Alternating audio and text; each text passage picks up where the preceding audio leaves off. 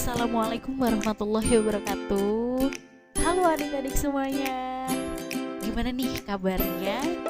Mudah-mudahan kita semua dalam keadaan sehat, dalam keadaan bahagia, dan juga selalu bersyukur.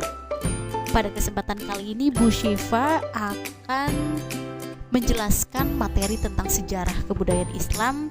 Temanya yaitu biografi singkat. Jadi ibu di sini akan menceritakan sekaligus mendongeng biografi singkat tentang Sultan Muhammad Al-Fatih, yaitu Panglima Islam penakluk dunia. Sebelum masuk ke materi, ada yang ibu tanyakan. Adik-adik di sini cukup mendengarkan, cukup memperhatikan, karena tulisan di PowerPoint dan media pembelajaran kali ini tulisannya sedikit. Maka adik-adik harus fokus, harus bahagia, dan harus tenang. Oke? Lanjut. Nah, sebelumnya ibu mau tanya nih, adik-adik ada yang tahu belum? Siapa itu Muhammad Al-Fatih? Atau sudah pernah baca belum tentang biografi beliau?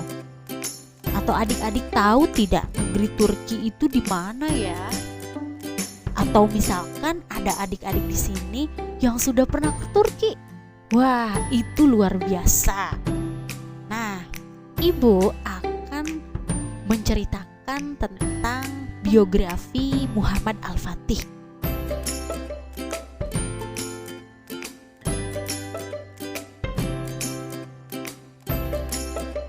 Selanjutnya, nah, ibu punya peta konsep. Sebelum mengenal siapa Muhammad Al-Fatih, sebaiknya kita harus tahu dulu.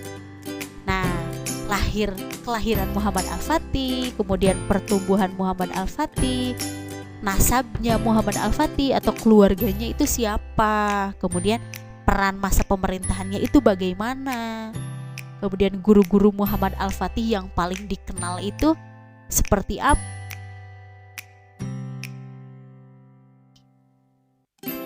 Yang pertama yaitu peta penaklukan oleh Sultan Muhammad Al-Fatih. Konstantinopel itu negeri Turki, teman-teman.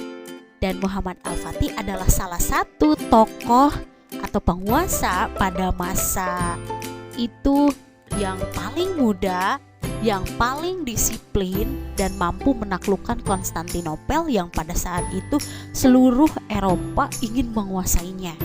Nah, Konstantinopel itu lebih tepatnya di sebelah sini nih, ibu menunjukkan panah. Sebagian wilayah Asia, sebagiannya lagi wilayah Eropa.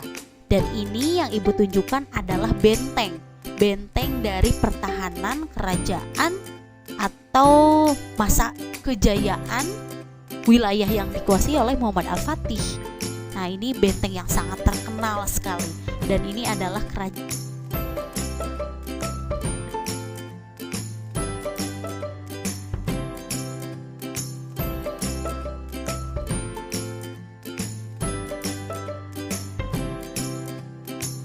Siapa sih Muhammad Al-Fatih itu, ibu? Nah, Muhammad Al-Fatih itu adalah panglima besar, salah satu panglima Islam setelah Turki Utsmani. Minggu sebelumnya ibu sudah menjelaskan tentang Utsmaniyah, Fatimiyah.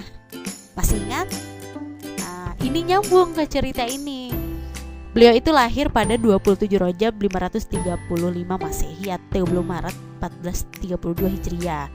Sejak kecil beliau itu sangat disiplin, bahkan diawasi oleh sejumlah ulama terbaik dan terkenal pada masanya.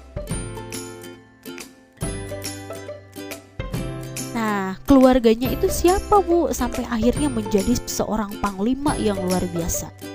Nah, nasabnya itu merupakan dari Muhammad bin Sultan Murad II, nah, keturunan dari Bani Utsman, Ertugrul, salah satu pendiri dari.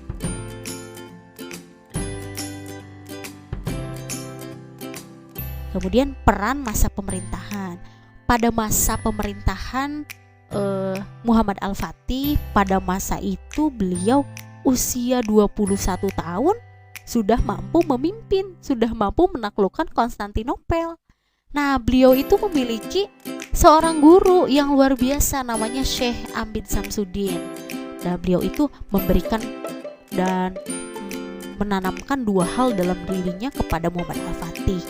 Yang pertama yaitu selalu memberikan isyarat kepada Muhammad Al-Fatih sejak masih kecil bahwa ia adalah amir yang dinantikan, bahwa Panglima Muhammad Al-Fatih itu adalah sosok yang dinantikan dari kecilnya untuk memimpin negeri Turki, untuk memimpin Konstantinopel yang akan datang.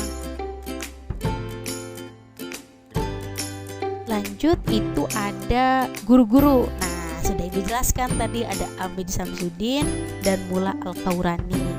Nah, beliau itu merupakan kelompok ulama terbaik yang sangat berpengaruh dalam membentuk bangunan wawasan politik dan seni militer. Nah, pada masa itu yang diajarkan itu tidak hanya Al-Quran, fikih, hadis, tetapi ilmu-ilmu seperti geografi, matematika, astronomi, itu yang mereka pelajari langsung gitu,